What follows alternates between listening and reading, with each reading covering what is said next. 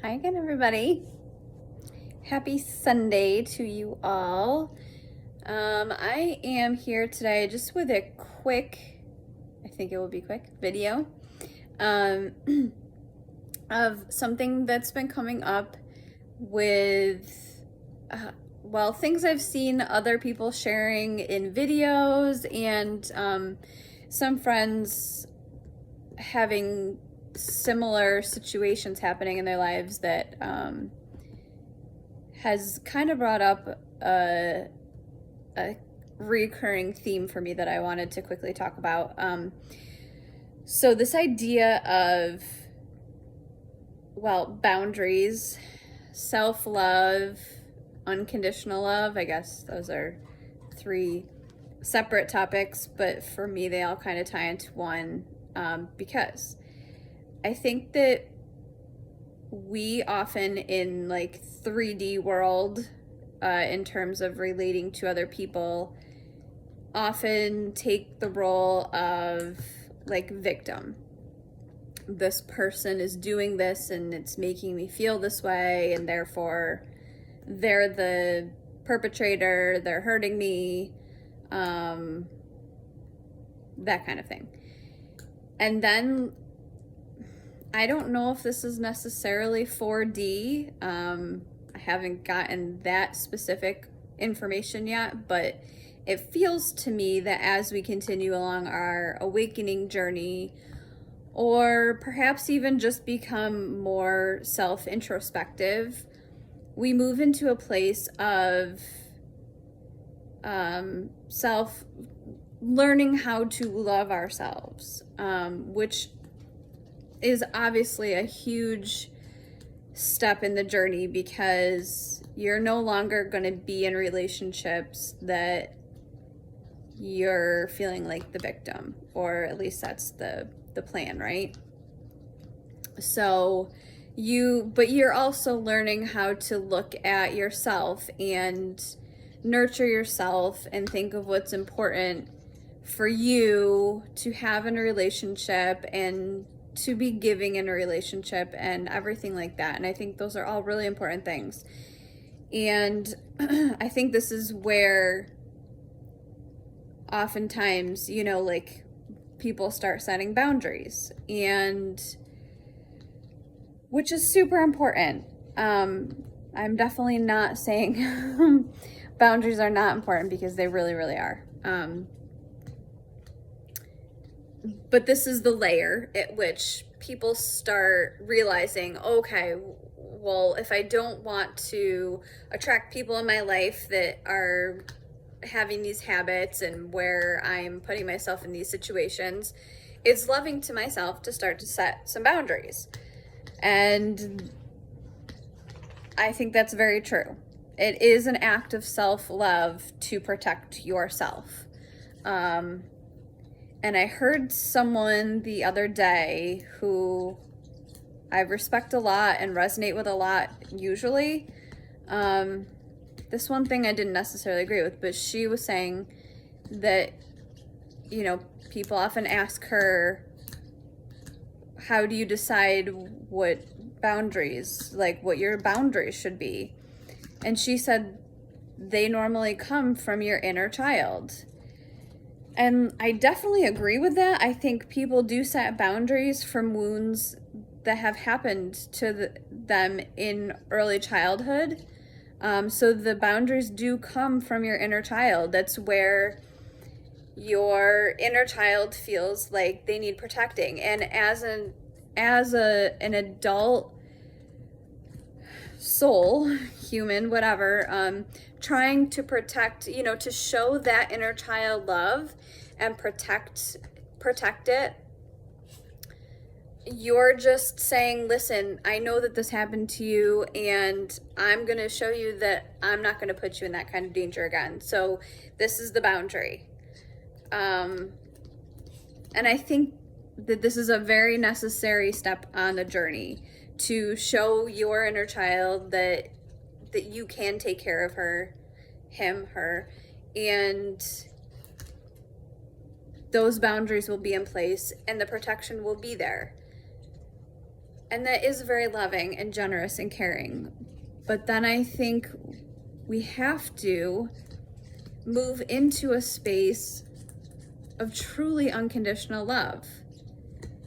And I can say I'm definitely not an expert, because these aha moments have just happened to me within the past couple of weeks. I mean, this is a very fresh revelation, which I know many people have already reached this space and probably were thinking the same things about, what I was saying. But I think at some point you have to look at those boundaries and sit with your inner child and say, okay, listen, like, we've had these boundaries now for whatever period of time, and you felt safe, right? Now it's time to show you that I can still protect you even without some of those boundaries in place. This is just my opinion. Because I think once that inner child is truly healed, those things aren't triggered anymore. The wounding is not there. The inner child doesn't feel threatened, doesn't feel in danger. And when I say inner child, I feel like that can also be interchangeable in this video for ego. And I think that's the place where we move towards, is in any kind of interpersonal relationships, where, not to say you have to give everyone your energy or your time or anything like that, but moving into a space where you don't need all of these like boundaries and limitations and that kind of thing to protect yourself, because you know that, and your inner child knows that if something happens, and even if you get slightly triggered, that doesn't mean you're not safe. It doesn't mean that you don't love yourself. It doesn't mean that the walls have to go back up.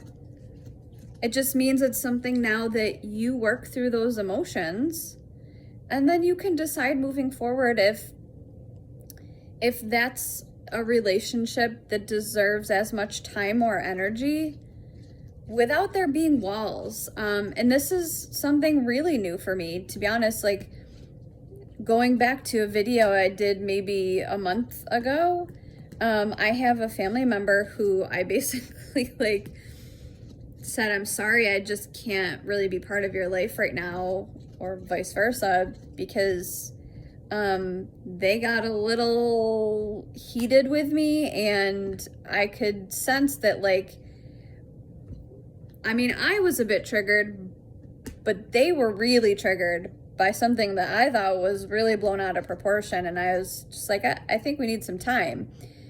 But now looking back on that, I'm seeing like, okay, I can see how that person has a lot of unhealed trauma, which is not my responsibility to fix unless they're asking me for help. But what about it in me made me want to throw up a wall and say, nope, I can't have this person in my space right now. I can't have them in my life. So in looking through that, I think that's the important part. Why do we feel we need that boundary to keep us safe? Instead of just saying, inner child, I'm going to hold your hand while we walk through this, even though it's uncomfortable. Because everyone is source embodied. They're just having another experience, So it's not to say there aren't real dangers and threats in the world. Obviously there are, but I think, within interpersonal relationships that we have in our lives, there's a lot of things that we can learn if we just take the boundaries down a little bit and allow some of that triggering to happen. And allow, sit with your inner child and try to figure out, why is that triggering happening? Because then moving forward, you don't have walls up with everybody and have these hard limits, and you can just realize this is much harder to explain than it was in my head, but you can kind of move through life and not necessarily be triggered, but just also realize, like, okay, that situation just, like, it just doesn't interest me, kind of thing. It's not like I need a boundary to protect myself from that, if that makes sense. Like, you can send someone love and see that they may have some things going on in their life, but not need to put up a wall to protect yourself. It just doesn't really interest you, and vibrationally you probably won't really be a match if there's nothing really to trigger you in the first place. So I guess that's kind of where I'm at, is hoping to gather some more friends with me so that we're on the borderline of moving out of needing such firm boundaries into allowing the discomfort of potentially being triggered by things that were boundaries before, to help us heal. And I think in that space is where true unconditional self-love and love for others is found. All right, I think that's it. Please like, comment. I'd love to hear comments. And if you think that anyone you know might benefit from what I'm saying, please feel free to share. Thank you. And I love you guys. I'll see you next time.